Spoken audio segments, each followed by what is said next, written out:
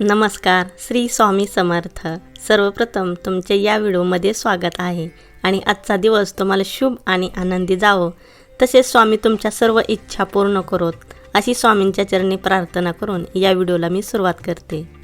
दीपावली या मंगलमय आणि आनंददायी सणाची सुरुवात वसुबारशीच्या उत्सवापासून होते।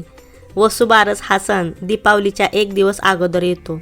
वसुबारशीपासून दिवाळीला सुरुवात होते। घरांघरांमध्ये दिव्यांची रोषणाई केली जाते, दारामध्ये रांगोळी काढली जाते, दिवे लावले जातात।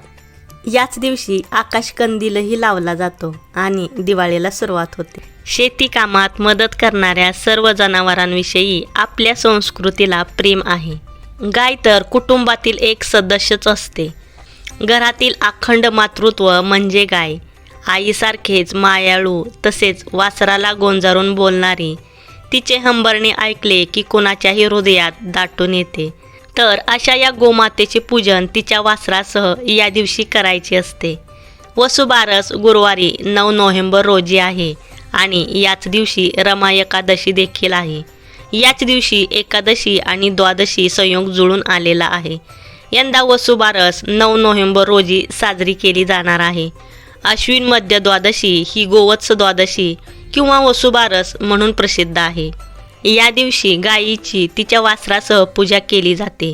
वसुबारस हा दिवस कृतज्ञता दिवस म्हणून अश्विन महिन्यातील कृष्ण द्वादशीला साजरा केला जातो।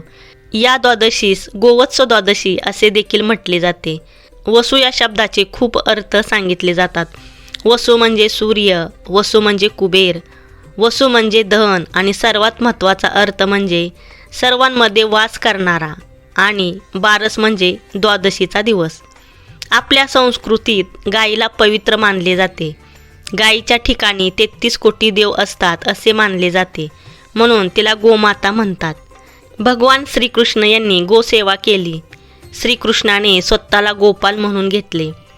आपण अनेक प्रसंगी दान करत असतो, त्यात गोदान हे सर्वश्रेष्ठ मानलेले आहे। ज्यांच्या घरी गाय त्यांच्या तेथे विठ्ठलाचे पाय, असे संत तुकाराम महाराजांनी म्हटले आहे।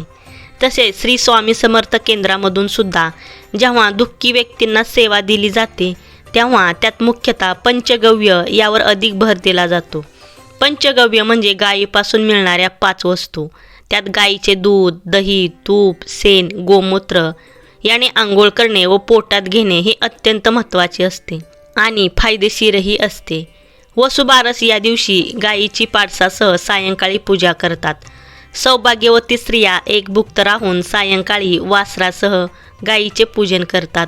याच दिवशी दूध, दुधाचे पदार्थ, तळलेले पदार्थ खात नाहीत। ज्यांच्याकडे घरी गुरे वासरे आहेत त्यांच्याकडे ह्या दिवशी पूर्णावरणाचा स्वयंपाक करतात। घरातील सवाष्ण बायका गायीच्या पायावर पाणी घालतात।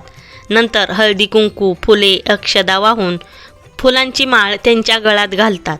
निरंजनाने ओवाळून केळीच्या पानावर पुरणपोळी वगैरे वाढून गायीला खाऊ घालतात। ह्या दिवसापासून अंगणात रांगोळी काढण्यास सुरुवात करतात। पुष्कळ स्त्रियांचा या दिवशी उपवास असतो। आपल्या मुलाबाळांना चांगले आरोग्य मिळावे, सुख लाभावे म्हणून ही पूजा करतात।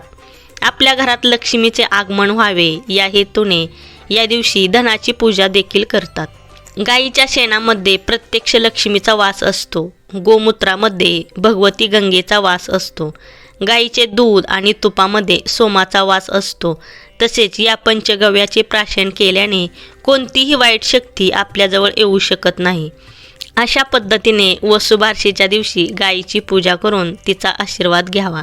तर कसा वाटला आजचा व्हिडिओ खाली कमेंट करून नक्की सांगा। आवडला असेल तर लाईक, शेअर आणि सबस्क्राईब करा। भेटूया पुढच्या व्हिडिओमध्ये अशाच एका नवीन आणि छानशा विषयावरती। तोपर्यंत तुम्हाला खूप खूप धन्यवाद। वसुबारशीच्या सर्वांना खूप खूप शुभेच्छा।